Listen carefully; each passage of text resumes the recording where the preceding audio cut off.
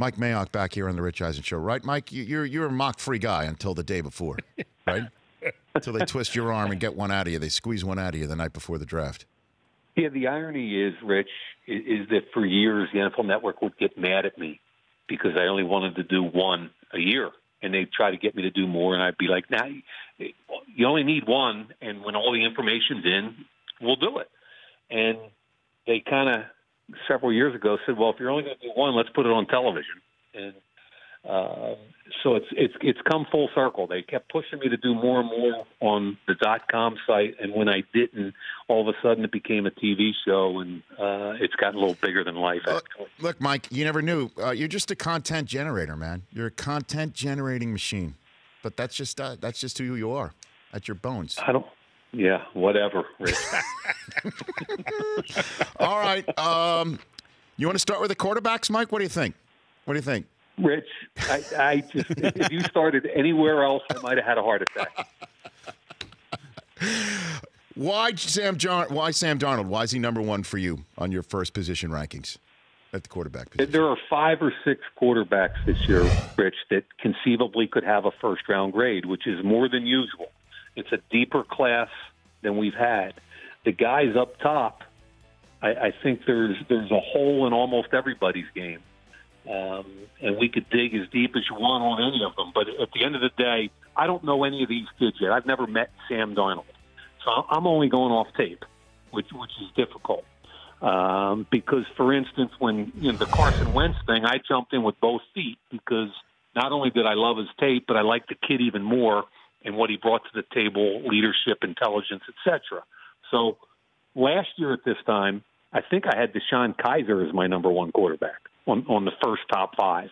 And the more I dug into that, the less I liked that.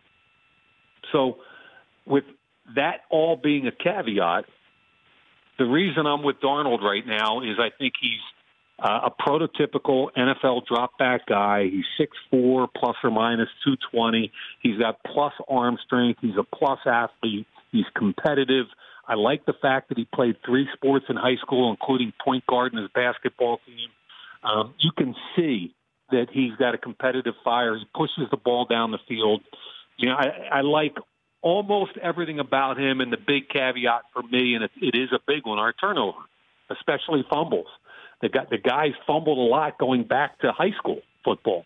So you got to kind of take a look at that and say, is that fixable? And I think a lot of what he does in the pocket is fixable because he's gotten into a bad habit of only keeping his right hand on the ball instead of his offhand for protection. And Josh Allen, what do you see about him that you like? You put him 2 over Josh Rosen. What do you think?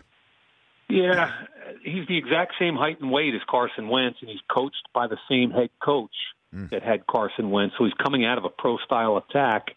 I don't know where he is on the intangible side compared to Carson Wentz, but he's just as athletic. He's got a bigger arm. He's got the biggest arm in this draft or any of the last 5 or 10 drafts. That doesn't necessarily mean you're going to be a great quarterback. All you have to do is look at Jamarcus Russell, who had a huge arm. So you're taking a little bit of a leap of faith on a kid that's got all the tangibles in the world. Big, strong, rocket arm, supposed to be a smart kid, supposed to be a hard worker. The thing I'm struggling to get over is his 56% accuracy in college football. And very rarely does a guy become a 64% guy that was 56 in college. So that's what's got me worried, and I'm trying to grind through more tape and determine with some other quarterback coaches around the league, is it quote fixable?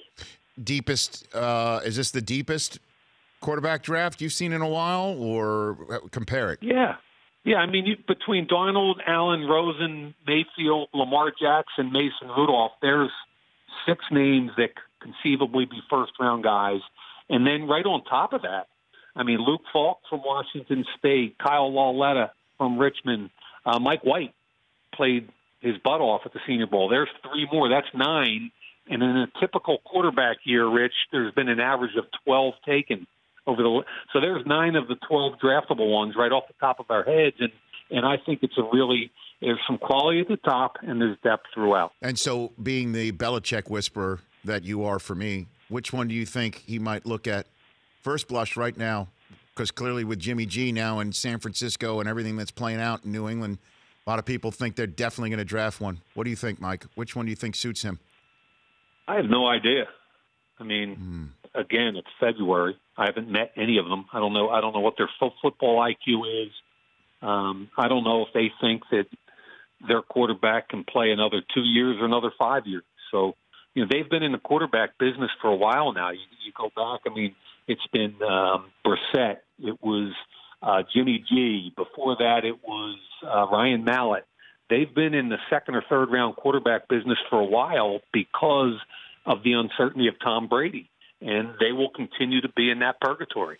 Mike Mayock here on the Rich Eisen Show. So then what's the deep – is quarterback the deepest of all of the offensive positions, or is there something that we're not touching on offensively right now? Well, I think the running back class last year was as good as I've ever seen it. I think this year it's going to be close. That Saquon Barkley arguably is the best player in the draft. I think he's a top 5 pick. Darius Geis, Ronald Jones, Sony Michel, Nick Chubb, Rashad Penny, Kerryon Johnson, and you can go on for another 15 names on top of that. I think we're going to see, just like last year, where you get a Kareem Hunt. Where was he in the third round, I believe? You get an Alvin Kamara in the third round. Right. I think I gave him to Green Bay in my mock draft. Could you imagine, Mike? If he'd gone there. Wow. I don't understand what people didn't see in him. I thought he had and maybe it was because he transferred from Alabama to Tennessee and then didn't play for a year, and there was some murkiness surrounding him, but the talent was undeniable. And then defensively, what's the deepest position on the defensive side of the ball, you think? Probably. I mean, the interior defensive lineman led by this freak from Washington named Vita Vea or Vita Vai, or however they pronounce it. I mean, he's a 340-pound dancing bear that people say might run 4.85 at the combine, which I don't know if he will or not. But between him and Deron Payne and Maurice Hurst, the Bryan kid from Florida, Harrison Phillips from Stanford, there's 5 names that are going to be defensive tackles in the NFL, and they're all potential first-round picks. So I think the defensive tackles are deep, and I think I got to get deeper into the corners, but I'm kind of liking some of the corners that I've been getting into, too. I think that's going to be a pretty good class. Well, Bradley Chubb is being thrown about, I know, again, in the mock draft world that you don't dive into until the very end. Chubb is being mentioned as a top 3 pick. The Colts would take him. Maybe the Giants even, although I would be stunned if they don't take a quarterback or Barkley in that position. How good is this kid Chubb from NC State? Absolutely legit, and another top 5 or 6 pick, clean off the field. We've got a bunch of kids this year, whether it's Barkley, the guard from Notre Dame, Quentin Nelson, Bradley Chubb. They're and I could say 5 more that are just outstanding players, plus really clean off the field. So I think if you have a top 10 pick this year, and forget about quarterbacks, because you and I know that can go anyway. I mean, last year the quarterbacks and the wide receivers went off the board way earlier than I thought they would. So there's some really top-end quality talent that are also clean off the field this year. Now, this is you breaking it down, top 5 at each position. It's, again, on NFL.com, all over NFL Network, at Mike Mayock on Twitter. And all that said, do you have a draft board right now, 1 through whatever? Is there a single person that's sitting there at the top of your draft board right now? No. When do you I don't. I merged that a little bit later, but okay. I would tell you right now, if you're asking me who the best player in the draft is, that was my way of doing that. Yes, who do you have? Yeah, it would either be Saquon Barkley or Quentin Nelson, the guard from Notre Dame. A guard? Really? Why? Because he's again. You're asking me the best player in the draft. Yes, sir. And right. He's 300. Remember Zach Martin? Of course. Who came out of Notre Dame and became an all-pro first year. This kid is 330 pounds, where Zach was about 310. His feet aren't quite as good, but they're close. And he plays with a nasty demeanor. He hasn't been hurt. I think he's a day 1 all-pro guard. and it doesn't mean he's going to go in the top 10. And the last two, I think, Rich, the last two top 10 guards were the same year. It was Chance Warmack and the kid Cooper from North Carolina, Jonathan Cooper. And neither of them has had a type of career people thought they would. So there's a little bit of reticence about a guard in general, and especially with recent history. But I believe this kid's flat out unbelievable football player. All right, before I let you go, Mike, the low-hanging fruit portion of our conversation that you always love. And in all seriousness, the scouting community hearing that Johnny Manziel has, in his mind, turned a corner. He's going to the spring league to try and get back into the league. How's the scouting community looking at that? Pretty much wait and see. You know, we have to, as a community, scout him and be aware of him. He has talent. Has he cleaned himself up? It's a nice opportunity to get a snapshot of where this kid is both on and off the field. And I think more than anything, there's some curiosity and some teams that have to follow through on it. But you think there will be some teams that are going to do some serious due diligence and see if he's for real again? I think that's why you have scouting departments. I think it's incumbent upon you to do due diligence on any legitimate NFL potential player, and he is one of those. Okay. And our poll question today, Mike, is which quarterback is the best quarterback in baseball spring training, Russell Wilson or Tim Tebow? Mike Mayock. Oh, you mean that's not our poll question today, Chris? Specifically for Mike, it is. Okay. I think I'm a better hitter than either of them. That's right. Now you were drafted, right? Weren't you, Mike? Center fielder out of Boston College? You never were? I turned it down. I got called by most of the teams in the league my senior year in high school. Right. The night before the draft, and basically saying, "Hey, if we're going to draft you tomorrow, you know what happens?" And I said, "I'm going to go play football at Boston College." My dad, who was my high school football coach, just sat there and shook his head like, "You are the dumbest human being I've ever met." My dad, the football coach, thought I was a better baseball player.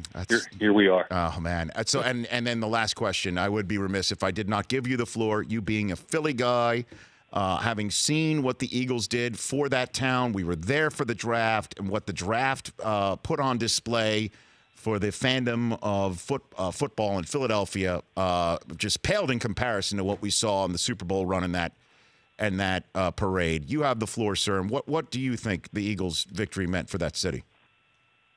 I think Jason Kelsey summed it all up. That was one of the best speeches I've ever seen or heard. His frustration, his mentality about what everybody else said about his Eagles. And I think that encapsulates this entire city that hasn't had a football championship since 1960. It's a tough, passionate city that loves their Philadelphia Eagles. And at the end of the day, I think the spirit and that parade was outstanding, and I'd be remiss if I didn't say that I think what Howie Roseman has done in the last 2 years is mind-boggling. And in conjunction with Doug Peterson, who most of Philadelphia didn't want hired 2 years ago, shows you what happens when two intelligent people are joined hip to hip, philosophically and every other way.